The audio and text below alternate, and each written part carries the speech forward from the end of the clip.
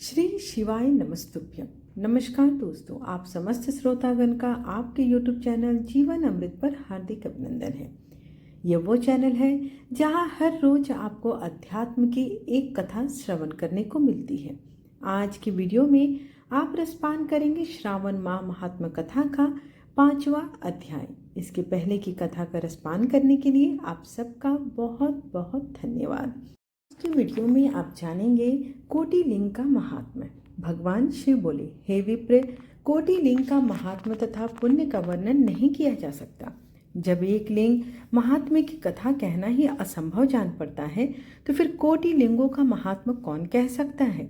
यदि मनुष्य में कोटि लिंग निर्माण करने की शक्ति ना हो तो उसे केवल 1000 लिंगों का निर्माण करना चाहिए। इसमें भी समर्थ न हो तो 100 लिंग या फिर इस मास में केवल 1 लिंग बनवाना चाहिए। इस मास में केवल 1 लिंग बनवाने पर भी जीव मेरे पास निवास कर सकता है। कामदेव के शत्रु भगवान शंकर का 16 उपचार से षट्क्षर ओम नमः शिवाय मंत्र सहित अर्चन करना चाहिए। ग्रह यज्ञ करके उद्यापन करना चाहिए। हवन तथा ब्राह्मण को भोजन करवाना चाहिए। इस प्रकार व्रत करने से असमय में मृत्यु नहीं होती। इस मास का व्रत बंध्यत्व का हरण करके संपूर्ण आपत्तियों को दूर करता है।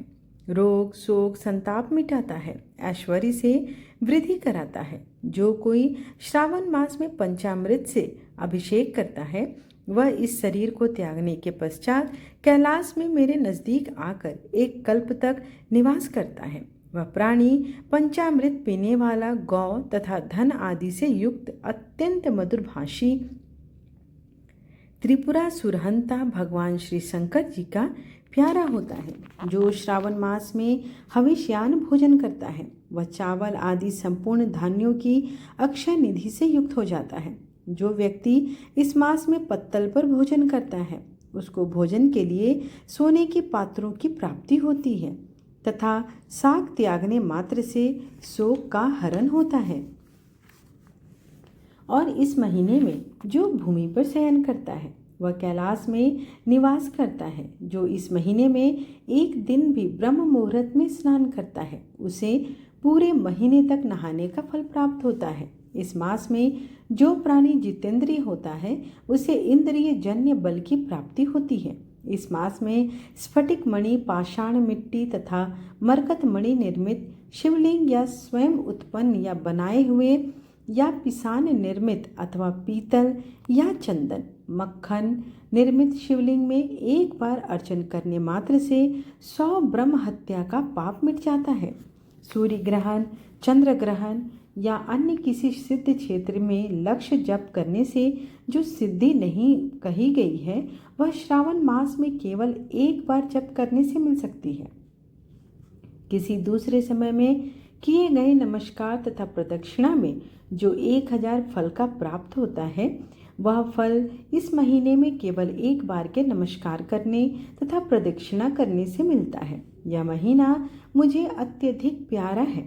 इस महीने में वेद पारायण करने पर सब वेद मंत्रों की अच्छी तरह सिद्धि हो सकती है।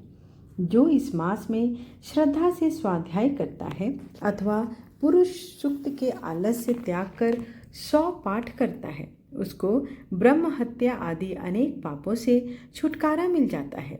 इसमें रत्ती भर भी संशय नहीं है। हे संत कुमार, यह गुरु सैया पर पाप करने का उत्तम प्रायश्चित है और इसके तुल्य पाप नाशक पवित्र पुण्य फलदायक अन्य साधन नहीं है। मनुष्य को चाहिए कि इस महीने में बिना पुरुष सूक्त पाठ के 1 दिन भी न बिताए। जो कोई उसको अर्थवाद मात्र कहता है वह अवश्यमेव नरक को जाता है।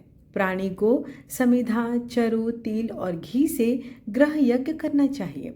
धूप, गंध, पुष्प, नैवेद्य आदि के द्वारा अर्चन करना चाहिए। भगवान शंकर जी के रूपों का यथोचित ध्यान करके अपनी सामर्थ्य के अनुसार कोटि होम, लक्ष होम और अयुत हवन करें। तिलों का व्याहृत मंत्रों द्वारा हवन करना चाहिए। इसी को ग्रह यज्ञ का नाम दिया गया है। हे संत कुमार, अब जो व्रत है मैं उसको बताता हूँ, ध्यान पूर्वक सुनो। इस संबंध में एक पुरातन इतिहास कहता हूँ। रमणीक प्रतिष्ठानपुर में सुकर्मा नामक एक दरिद्र ब्राह्मण था। वह भिक्षा पर ही अपना गुजारा चलाता था। एक दिन वह एक गृहस्थ के घर में भिक्षा के लिए गए। वहां कुछ स्त्रियां आपस में मिलकर रविवार का व्रत कर रही थी। उस ब्राह्मण को देखकर उन स्त्रियों ने पूजन सामग्री को शीघ्रता पूर्वक ढक दिया। उधर ब्राह्मण को अर्चन विधि जानने की लालसा थी। उसने उन स्त्रियों से कहा, आप सबने इस व्रत को क्यों ढक दिया?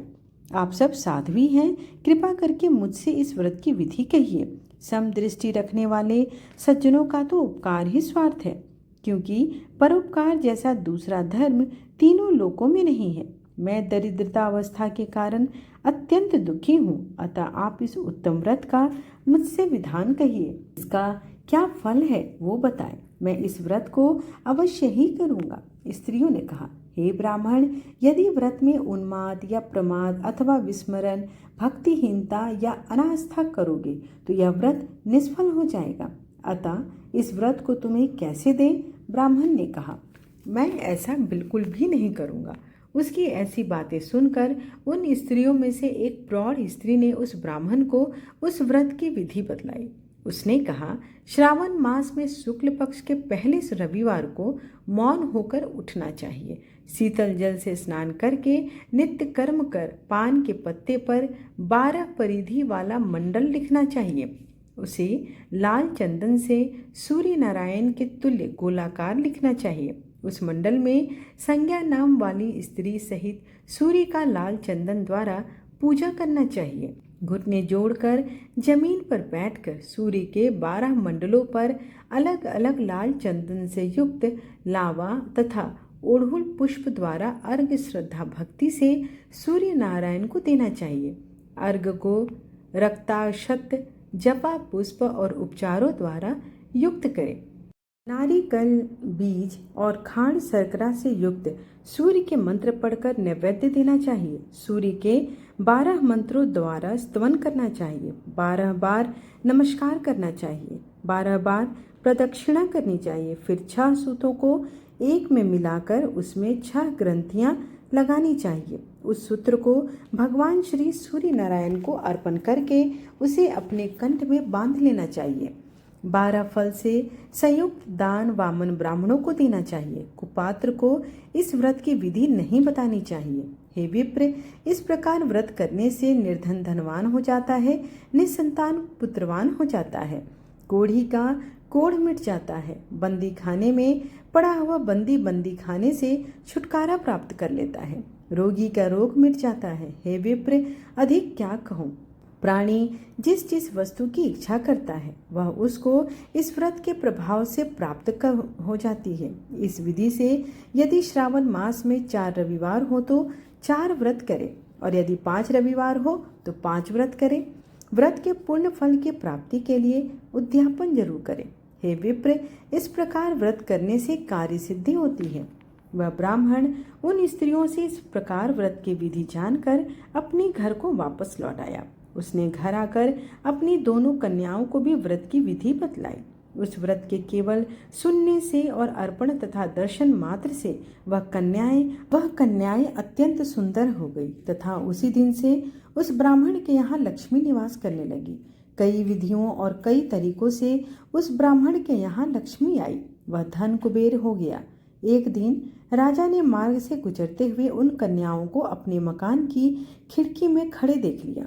रूप की खान उन दोनों बहनों को देखकर वह देखते ही देखता रह गया। वह उन पर मोहित हो गया। उसने ब्राह्मण को बुलवाया और अपने लिए उसने दोनों कन्याओं को हाथ मांगा। ब्राह्मण ने भी प्रसन्न होकर उन दोनों कन्याओं को राजा को सौंप दिया। कन्याएं भी राजा जैसा पति प्राप्त करके प्रसन्न हो गई। फिर उन्होंने इस व्रत को किया तो पुत्र पौत्र आदि से युक्त हो गई। हे संत कुमार, मैंने अभ्युदय को देने वाला इस उत्तम व्रत को आपके सामने कहा है। हे ब्रह्मपुत्र, जिस व्रत के सुनने मात्र से सब इच्छाओं की पूर्ति हो जाती है, तो इसके अनुष्ठान के फल का क्या कहना। इस प्रकार श्रावण माह महात्म कथा का 5वां अध्याय यहीं पर समाप्त हुआ। आइए अब भगवान भोलेनाथ की आरती करते हैं। जय शिव ओंकारा, ओम जय शिव ओंकारा, ब्रह्मा विष्णु सदा शिव, अर्धांगी धारा। ओम जय शिव ओंकारा, एकानन चतुरानन, पंचानन राजे, हंसासन गरुड़ासन, वृषवाहन साजे। ओम जय शिव ओंकारा, दो भुजे चार चतुर भुजे, दस भुजे अति सोहे, त्रिगुण रूप निरखते, त्रिभुवन जन मोहे। ओम जय शिव ओंकारा, अक्षमाल बनमाला, मुंडमाला धारी, चिंदन मृगमद सोहे, भाले शशिधारी। ओम जय शिव ओंकारा, श्वेतांबर पीतांबर, बाघंबर अंगे, सनकादिक गरुड़ादिक, भूतादिक संगे। ओम जय शिव जगपालनकारी। ओम जय शिव ओंकारा, ब्रह्मा विष्णु सदा शिव, जानत अविवेका, प्रणवाक्षर में शोभित, ये तीनों एका। ओम जय शिव ओंकारा, काशी में विश्वनाथ विराजते, नंदी ब्रह्मचारी, नित उठी भोग लगावते, महिमा अति भारी। ओम जय शिव ओंकारा, त्रिगुण शिव जी की आरती, जो कोई नर गावे, कहत शिवानंद स्वामी, मन वांछित फल पावे। ओम जय शिव ओंकारा, कर्पूर गौरम करुणावतारम, संसार सारम भुजगेंद्रहारम, सदा वसंतम हृदयारविंदे, भवं भवानी सहितं नमामि। त्वमेव माता च पिता त्वमेव, एव बन्धु च सखा त्वमेव, त्वमेव विद्या द्रविणं त्वमेव, त्वमेव सर्वं मम देव देव। आरतीम समर्पयामि शिव शंभु, नमो नमः। आशा करती हूँ कि आपको आज की कथा और आज की वीडियो पसंद आई हो। वीडियो पसंद आए तो एक लाइक अवश्य करें और सब्सक्राइब जरूर करें, ताकि मेरे आने वाली वीडियोस की नोटिफिकेशंस आप तक समय पर पहुंच सके। धन्यवाद।